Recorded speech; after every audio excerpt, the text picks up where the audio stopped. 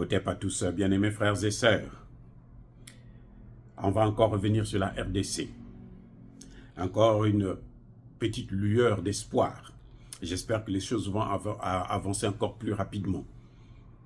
Cette fois-ci, nous allons parler de la ministre des Affaires étrangères de la RDC, Madame Thérèse Kayimwamba, je crois, si je prononce bien, Kayimwamba Wagner, qui est au siège de Wagner. Elle est en Russie, notamment à Sochi. Il y a une conférence de coopération Russie-Afrique. Elle a participé à cette conférence et elle a eu un tête-à-tête avec le secrétaire, plutôt, le ministre des Affaires étrangères russe, Sergei Lavrov. Et cet entretien s'est terminé par la signature des accords bilatéraux et multilatéraux. J'ai dit que c'est une bonne nouvelle parce qu'enfin, la ministre, pour une fois, la ministre des Affaires étrangères se rend en Russie et signe des accords. Ce ne sont pas des accords militaires, mais ce sont des accords de coopération bilatérale. Ils ont même levé les visas, hein, la restriction, plus de restriction de demande de visa pour les diplomates et les détenteurs d'un passeport commercial. Vous voyez, les passeports d'affaires, vous n'avez plus besoin de visa, ce qui est une bonne chose. C'est un départ. Ce n'est pas ce que nous voulons. S'il n'y avait que moi, il fallait signer des accords militaires. Mais déjà, le fait que cette dame se rend à Sochi, les Américains ont tremblé. Voilà ce que Tshisekedi n'a pas pu faire depuis très longtemps. Lui, il est allé en Russie, et plutôt en Chine. C'est vrai, la Chine, c'est la force économique. Ça, c'est incontestable. C'est très bien. Mais, vous savez, il n'y a pas de développement économique dans l'insécurité. Donc, la sécurité, en fait, c'est primordial. Et le meilleur en Afrique, celui que les Américains craignent le plus en matière de sécurité, ce sont les Russes. Il n'y a pas de, c'est-à-dire qu'il n'y a rien à faire. C'est-à-dire que les Américains, quand ils entendent seulement que les Russes sont rentrés dedans, ils ont la chair de poule. C'est ainsi, vous avez vu quand Obama jouait avec la Syrie, lorsque Poutine est rentré dans le dossier, c'est fini, ça s'est arrêté. Tout de suite. Donc, ce que Tshisekedi ou sa ministre des Affaires étrangères aurait pu faire, c'était signer des accords militaires. Parce que je veux dire à Madame Thérèse, je l'ai critiqué la dernière fois, mais cette fois-ci, je soutiens cette position en tant que chercheur, c'est mon devoir. Quand c'est bon, il faut dire que c'est bien. Ce voyage, c'est ce qui a déclenché le changement d'attitude des Américains. Lorsqu'ils ont appris que la ministre des Affaires étrangères est en Russie, immédiatement, le ministère, le secrétariat d'État américain a demandé à Kagame de retirer ses troupes de la RDC.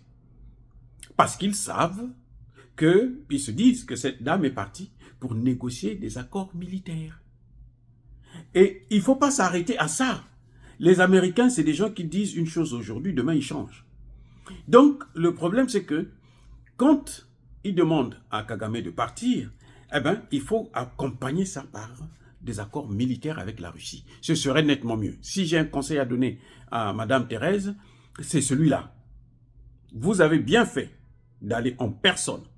Nous avons attendu depuis tout le temps un voyage comment dirais-je, du président Tshisekedi lui-même, qu'il aille rencontrer Poutine et qu'il lui parle de la situation afin que Poutine puisse l'aider. Pourquoi je dis que la meilleure coopération, c'est avec la Russie? Parce que la Russie n'a jusque-là colonisé aucun pays africain. Chaque fois que la Russie vient quelque part, elle apporte la paix. Le Rwanda en est plutôt l'Angola en est un cas. Le Mali, le Centrafrique, même le Tchad. Kaka Déby ne serait pas là. Kaka Déby ne serait pas là si les Russes n'étaient pas venus tout de suite à son secours. Et Kakadevi avait fait le voyage lui-même en Russie. Vous voyez? Donc, même si il ne faut pas céder au chantage, de toutes les façons, la Russie a prouvé, avec la guerre en Ukraine, que les Américains ne pèsent pas lourd devant elle. C'est d'ailleurs pour ça que Donald Trump veut négocier, arrêter cette guerre. Parce qu'il sait que s'il continue, eh ben, l'Amérique sera vraiment, vraiment humiliée d'une manière incroyable. Regardez comment l'Iran est en train d'agir face à Israël. Et les Américains sont perdus. Même le Hezbollah arrive à neutraliser, à rendre, comment dirais-je, à humilier le gouvernement Netanyahou. Bref, Madame Thérèse a bien fait d'aller à Sochi, mais il faut aller vers des accords militaires d'abord et avant tout. Parce que la sécurité de l'Est nous importe beaucoup. Et si vous signez des accords, vous allez voir que les Américains vont se retirer. Il n'y a pas deux coqs qui chantent dans un poulailler. Non, ce n'est pas possible. Il n'y a qu'un seul coq. Et dans le domaine militaire, c'est la Russie. Dans le domaine économique, c'est la Chine. Les Américains, Donald Trump a compris ça. Donc, il vient pour essayer de corriger. Mais les Américains ont toujours tendance à vouloir dominer. Ils ne traitent pas de partenaires, hein, d'égal à égal. Parce qu'à partir du moment où vous avez un pays qui passe tout son temps à installer des bases militaires dans d'autres pays, c'est que c'est un pays qui veut dominer. C'est-à-dire que c'est aussi simple. Il veut dominer. Or, on n'a pas besoin de quelqu'un qui vienne nous dominer. On a besoin de quelqu'un qui vient nous aider à apporter la sécurité et qui s'en va. Et puis bon, si on peut faire le business, on fait le business. C'est tout. C'est ce qu'on peut faire avec les Russes. Donc la présence, pour moi, j'acclame la présence de Madame Wagner, Thérèse Wagner, en Russie, et surtout d'avoir fait le pas. Et je suis sûr qu'ils vont approfondir les relations pour aller vers une coopération aussi militaire, parce que le Congo en a extrêmement besoin. Il ne faut pas se compter sur les Américains. Si les Américains décident d'apporter la sécurité, ils vont prendre toutes les matières premières, ils vont même prendre le pays. Pour que vous coopérez, pour qu'ils coopèrent. Vous voyez, quand Tshisekedi est allé en Chine, dans le domaine économique, on voit qu'eux aussi veulent maintenant installer une autre route. Mais donc, il y aura deux chemins de fer et autoroute. Un qui passe par le Mozambique et l'autre qui passe par l'Angola. C'est plutôt la Zambie et l'autre qui passe par l'Angola. Et c'est une bonne chose pour la RDC. C'est ça le développement. C'est comme ça. On va vers la voie du développement. Mais pour la sécurité aussi, il faut faire pareil. Parce qu'on ne peut pas continuer. Et cette histoire-là des Congolais qui ont honoré le ministre des Affaires étrangères du Rwanda, oh là là, qu'est-ce que c'est malheureux. Qu'est-ce que c'est malheureux.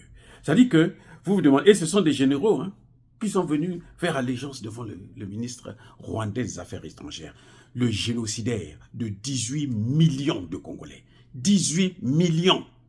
Madame Thérèse, vous devrez mettre de l'ordre. Votre ministre de la Défense doit mettre de l'ordre dans ses rangs. Si ces généraux-là, parce qu'ils ont toujours travaillé avec Kagame, ils veulent reprendre les relations, et d'ailleurs, on a vu que ces généraux-là, ils ne valent rien du tout. En principe, sur ces généraux-là, sur 10, peut-être qu'il y aura un ou deux seulement qu'il faudrait garder. Sinon, tous là, ils sont pour la retraite. Parce qu'ils ont trop volé, ils ont trop aidé Kagame à tuer des Congolais. Et ça, personne ne peut le tolérer.